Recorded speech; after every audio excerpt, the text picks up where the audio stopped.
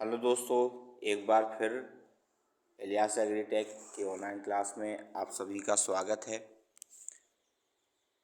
पिछली वीडियो आशा करता हूं कि आप सभी को अच्छी लगी हो। इस बार भी एकेडमिक कंटेंट में उम्मीद करता हूं कि मैं आपको अच्छे से अच्छे कंटेंट उपलब्ध करा पाऊं। इसी क्रम में आज हम चर्चा करने वाले हैं वन की परिभाषा और उसकी हिस्ट्री, उसके इतिहास के बारे में। आखिर वन धरोहर और इसके साथ साथ जो भी हमारी संपत्ति, प्राकृतिक संपत्ति बनी हुई है, वो कैसे इस पृथ्वी पर जन्मे। सबसे पहले बात करते हैं फॉरेस्ट की कि फॉरेस्ट आखिर है क्या। पृथ्वी का वह विस्तृत भाग जो हर तरह के पेड़ पौधों, ज़मीन से मिलकर उगने वाले छोटे आकार के पौधे, जिसको हम घास इंग्लिश में हर्ब्स की संज्ञा दे सकते हैं, कुछ छोटे बड़े आकार की झाड़ियाँ, श्रब्स, बड़े आकार के पौधे, साधारण भाषा में जिनको हम वृक्ष भी कहते हैं, छोटे मध्यम तथा बड़े आकार के विभिन्न पौधों से आच्छादित जो हमारी प्राकृतिक धरोहर है, जो भूमि क्षेत्र है, वो फॉरेस्ट कहलाता है। चूँकि फॉरेस्ट एक लैटिन भाषा के फॉरेस्ट नामक शब्द से लिया गया है, जिसका तात्पर्य आउटसाइड होता है। इस प्रकार से हम कह सकते हैं कि वन पृथ्वी के ऐसे क्षेत्र हैं जो कृषि करने योग्य नहीं होते और अधिक ऊंचाई वाले सघन क्षेत्रों में वृक्षों से आच्छादित होते हैं। इसके बाद बात करते हैं इसके इतिहास की। तो जैसा कि स्पष्ट है कि वन प्राकृतिक विकास का स्पष्ट रूप है। ये तो सभी जानते हैं कि पृथ्वी प्रारंभ में जलता हुआ एक आग का गोला था। धीरे यह ठंडा हुआ। ठंडा होने के बाद ठंडे वातावरण में बादल बने और वर्षा हुई। घनघोर वर्षा तथा ताप के घटते और बढ़ते क्रम में पृथ्वी की जो परत थी वो चट्टान के रूप में बदली और वो टूटने लगी। बड़ी बड़ी चट्टानें टूटते हुए छोटे टुकड़ों में बदलती गई। इस तरह से महीन रेत का निर्माण हुआ। महीन रेत और पानी में एक कोशिकीय शाकीय पौधों का निर्माण हुआ, जन्म हुआ।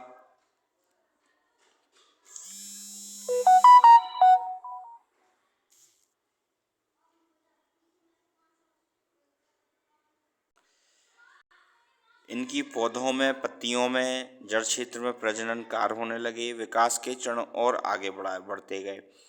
पौधे का विशाल रूप जैसा कि हम आज देख रहे हैं, ये बन करके तैयार हो गया। उनके कार्य में भी विकास हुआ। पौधों ने पत्तियों से श्वसन किया प्रारंभ की। वे वातावरण में उपस्थित वायु, जिसमें मुख्य रूप से कार्बन डाइऑक्साइड, अन्य प्रकार की गैसों का उपयोग वो करने लगे। दोस्तों, एक बात मैं आपको बता दूं कि पेड़ पौधों से हमारा बहुत पुराना रिश्ता है। जो हम ऑक्सीजन लेते हैं, जो हमारे लिए लिविंग गैस या प्राणवायु साबित होती है, जिसको हम लेकर के इस धरती पर हम जीवित हैं, ऑक्सीजन है, जिसका माध्यम पेड़ पौधे ही होते हैं। इसके अलावा जो गैस, जो प्राणवायु हमारे माध्यम से छोड़ी जाती है, डिक्रीज की जाती है, वो जो है पेड़ पौधों के लिए प्राणवायु साबित होती है। तो कार्बन डाइऑक्साइड और ऑक्सीजन का जो रेशियो है, वो हमारे और पेड़ पौधों के आदान प्रदान से बनाया जाता है। यानी हम जो लेते हैं ऑक्सीजन, उसका देने का माध्यम पेड़ पौधे हैं, और जो हम छोड़ते हैं CO2, उसको पेड़ पौधे ग्रहण करते हैं। तो इस प्रकार से हम दोनों एक दूसरे से परिपूर्ण हैं और एक दूसरे पर निर्भर भी हैं। आज का पूर्ण विकास होकर सभी प्रकार के पौधे बने, जीवधारी बने, और आज का मानव स्तनपायी प्राणियों का पूर्ण रूप से विकसित होने वाला एक सबसे बड़ा एग्जाम्पल है। प्रारंभ में एक कोश की वनस्पति का विकास हुआ। इसके बाद कोशिकाओं की संख्या बढ़ने लगी। इन कोशिकाओं को अलग अलग कार्यों के लिए प्रयुक्त किया जाने लगा। वनस्पतियों के विकास की कड़ी में विभिन्न तरह के पौधों का विकास हुआ। छोटे शाकीय पौधे, बहुवर्षीय पौधे, झाड़ियाँ, फूल और फलदार पौधे, चारा देने वाले छायादार पौधे, मजबूत लकड़ी वाले पौधे, इन सभी का विकास हुआ। विकास की इस कड़ी में पौधों में विभिन्न परिस्थितियों के आधार पर एक अलग तरह का विकास हुआ। अधिक ऊंचाई वाले स्थानों पर जहाँ पर वर्षा पड़ने की संभावना रहती है, पर्णपाती शंकुधारी पौधों का विकास हुआ। रेगिस्तानी इलाकों में उगने वाले पौधों में पत्तियों का रूप कांटों ने ले लिया तथा उनके तने पर एक ऐसी परत का विकास हो गया जिससे पौधे में उपस्थित पानी सुरक्षित रहे, अर्थात कम पानी का उपयोग करते हुए वो जीवित रह सकें। जैसे कि एक एग्जाम्पल में एक कैक्टस का पौधा, एक नागफनी का पौधा, जो केवल रेगिस्तानी इलाकों में ही देखने को मिलता है। वन मानव सभी प्रकार के प्राणी मिट्टी और जल में आपस में सहयोग की भावना का विकास हुआ। मिट्टी में अनेक प्रकार के बैक्टीरिया तथा प्रोटोजोआ मिट्टी के साथ मिलकर लाभदायक कार्य करने लगे। मिट्टी और जल के सहयोग से पौधे पनपने लगे, उन्हें खुराक मिलने लगी, भोजन मिलने लगा, उनका विशालकाय आकार का निर्माण हुआ। पक्षियों में रहने का साधन का विकास हुआ। पक्षी पौधों के फलों को खाने लगे, उनके फल के साथ बीज जगह जगह पर फैलते रहे और वहाँ पर पौधे जमते रहे और नए स्थान पर वन विकसित होने लगे। पौधों की पत्तियों को शाकाहारी जीव तथा मांसाहारी शाकाहारी इन दोनों में एक कॉम्बिनेशन, एक लगाव सा बन गया कि पेड़ पौधों की जो पत्तियां थी वो शाकाहारी खाते थे और इन जानवरों को मांसाहारी जीव जंतु अपने भोजन के रूप में खा लिया करते थे। इस प्रकार वन, मानव, पशु, पक्षी, मिट्टी और जल में परस्पर संतुलन कायम होने लगा, जिसके फलस्वरूप समस्त विश्व का सर्वांगीण विकास होता चला गया। जैसे ही पौधों की संख्या अधिक हुई तो वनों का निर्माण हुआ, वनों का विकास हुआ। पौधों की पत्तियां मिलकर मिट्टी के साथ मिली, केंचुए तथा अन्य जीवधारुओं को खुराक मिली, भोजन मिला। इनके अवशिष्ट द्वारा खाद बनी। खाद ने मिट्टी के साथ मिलकर के उत्पादन को बढ़ाया तथा मिट्टी में सर्वाधिक गुणों का भी विकास हुआ। पौधों की पत्तियों से जो जल वाष्प के रूप में वातावरण में मिला, उससे बादल बने और वर्षा हुई। मिट्टी पर सीधे वर्षा ना होकर पौधों पर पड़ी, इससे मिट्टी का कटाव रुक गया।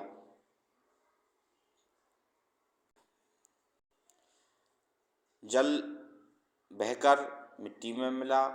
वृक्षों की जड़ों के सहयोग से यह मिट्टी में गहराई तक पहुंच गया। जल के सहयोग से खाद घुलकर वृक्षों की जड़ों के द्वारा ग्रहण कर ली गई और वृक्षों के आकार में वृद्धि हुई, पत्तियों में भी वृद्धि हुई।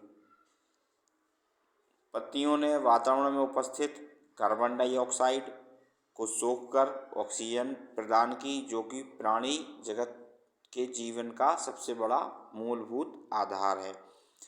आज के विश्व में प्रति मिनट लाखों बच्चे जन्म लेते हैं। बढ़ती हुई जनसंख्या के भोजन पकाने तथा अन्य आवश्यकताएं जैसे मकानों के दरवाजे, खिड़कियां बनाना, चारपाई, फर्नीचर आदि आवश्यकताओं के लिए अंधाधुंध वनों का कटाव किया जाने लगा। फलस्वरूप वनों का क्षेत्रफल कम होता चला गया, प्राणवायु का उत्पादन भी घट गया। मिट्टी कटकर नदियों में जाने लगी, उत्पादन घटने लगा, विकास रुकने लगा, संतुलन बिगड़ता गया, पहाड़ सूखते चले गए और मिट्टी में जल सूखने की जो सामर्थ्य थी वो भी घटती चली गई। इस प्रकार से हमने देखा कि पहले हमने प्रकृति को स्वयं से ही जन्म दिया और अपने उत्पादन के लिए, अपनी दैनिक आवश्यकताओं की पूर्ति के लिए हमने इसको नुकसान भी करना प्रारंभ कर दिया। इसी के साथ इसी के साथ मैं आशा करता हूँ कि जो भी आपको कंटेंट प्राप्त हुआ वो आपके लिए उपयोगी है। और वीडियो के अंत में एक बार फिर से चैनल को सब्सक्राइब, वीडियो को लाइक शेयर करना ना भूलें और बेल आइकन को दबाना ना भूलें, जिससे अगली वीडियो के नोटिफिकेशंस आप सभी तक जल्द से जल्द पहुंच सकें। और कमेंट सेक्शन में जो भी आपके कमेंट हों वो आप अपने कमेंट ज़रूर छोड़ें। धन्यवाद।